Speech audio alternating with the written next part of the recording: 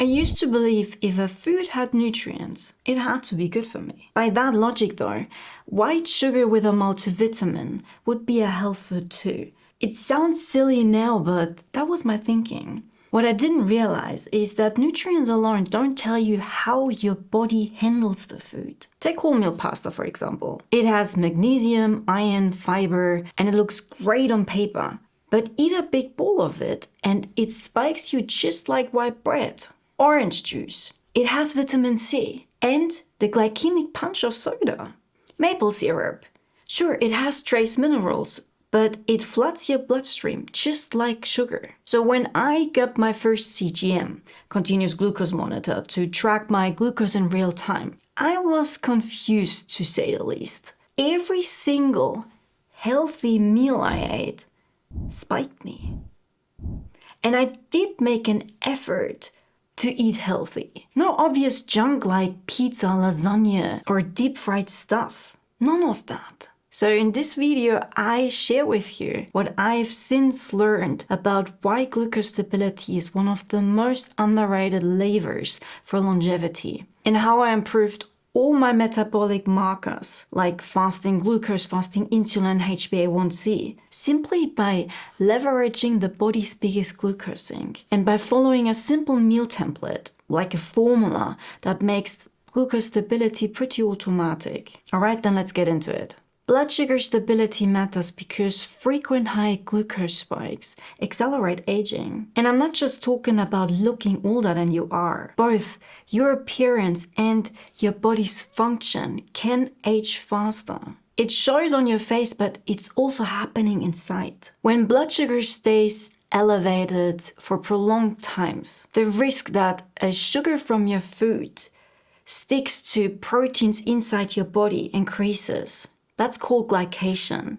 And glycation creates advanced glycation end products, AGEs. And the acronym AGEs is pretty spot on because they accelerate aging at a cellular level. They stiffen collagen and elastin. That's the skin aging part. Glycation contributes to wrinkles and sagging and dullness. In some observational studies, they even found that people with chronically high blood sugar look older than expected. Looking older than you are is one thing though, but glycation doesn't stop at your skin. It stiffens blood vessels, damages nerves, and increases inflammation. And that is not a cosmetic problem. That's a disease risk. I mean, when you're healthy, the occasional spike isn't catastrophic. It's the constant spiking, meal after meal and day after day, that over time causes damage. But there is a lot of nuance to all this. Out of all these longevity interventions and habits I integrated into my life, I obsessed the most over blood sugar because I seem to be pretty sensitive to carbs. Even the smallest amount spikes me. Even things like lentils.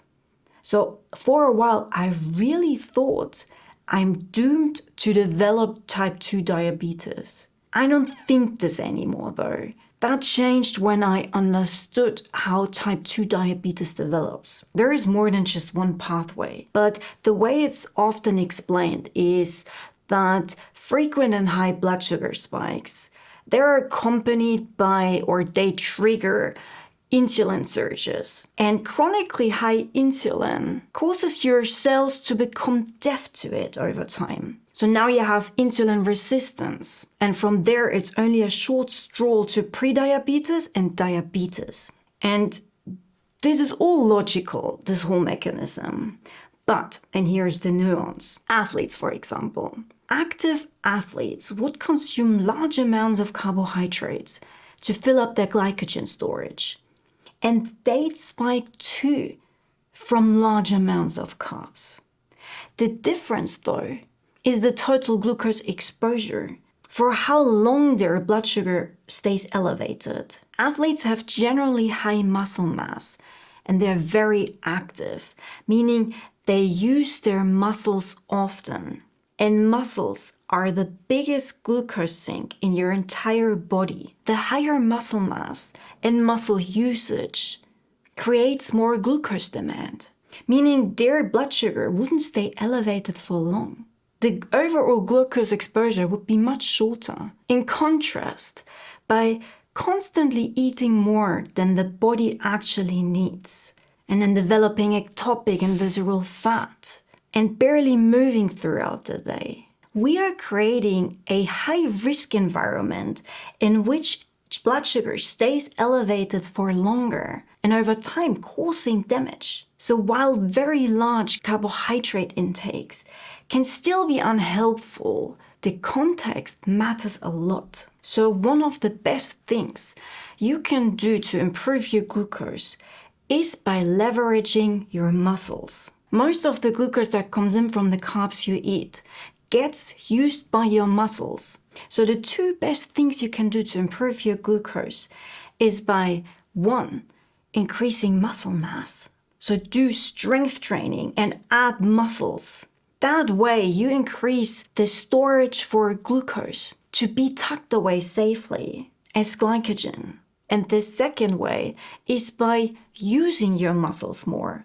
So move more throughout the day. Whenever you contract muscles by going for a walk or doing air squats or lunges or just doing the dishes, so whenever you use your muscles, they take up glucose from your bloodstream.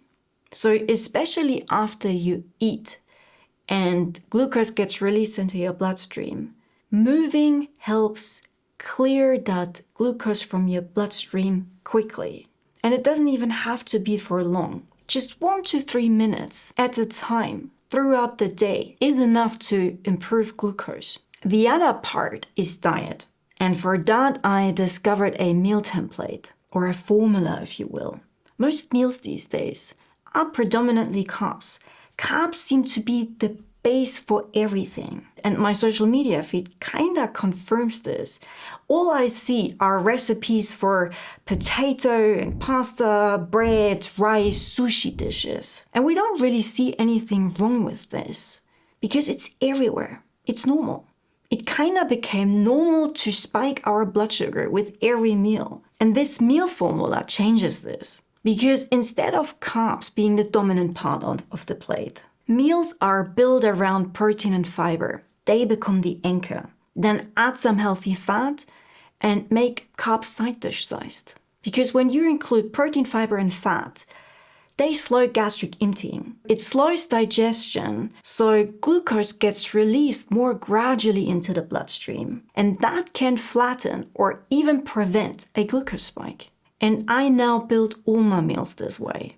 Pretty much all meals. I mean, I do have occasional spiky dishes, but they're planned now. They're intentional and not accidental anymore. And then I try to plan a long walk or a workout after a spiky meal.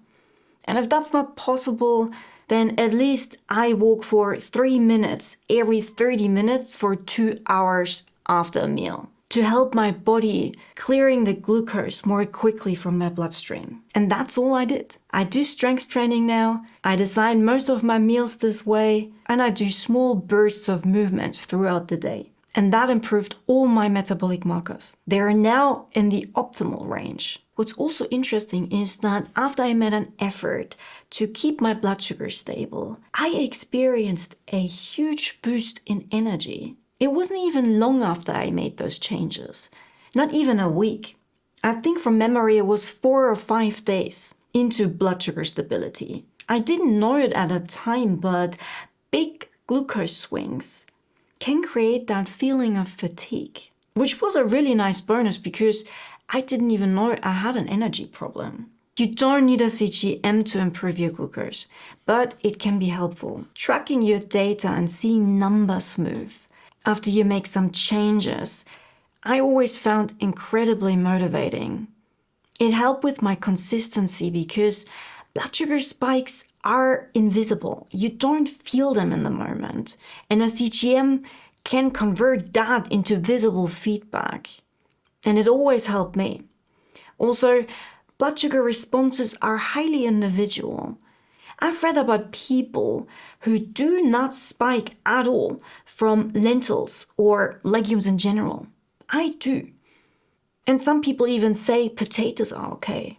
not for me. So it can be fun data to have to see how your blood sugar responds to different foods and meal compositions and glucose lowering methods. I always loved looking at those analytics. So blood sugar stability is the second diet principle I follow. In total, I follow 5 principles. Those are things I noticed coming up again and again in the research when I looked into what the best diets for healthy aging have in common. I made a separate video about the first diet principle. So if you're curious about that, then click onto that video. But that is it for this video. Thanks for watching and I will see you in the next one.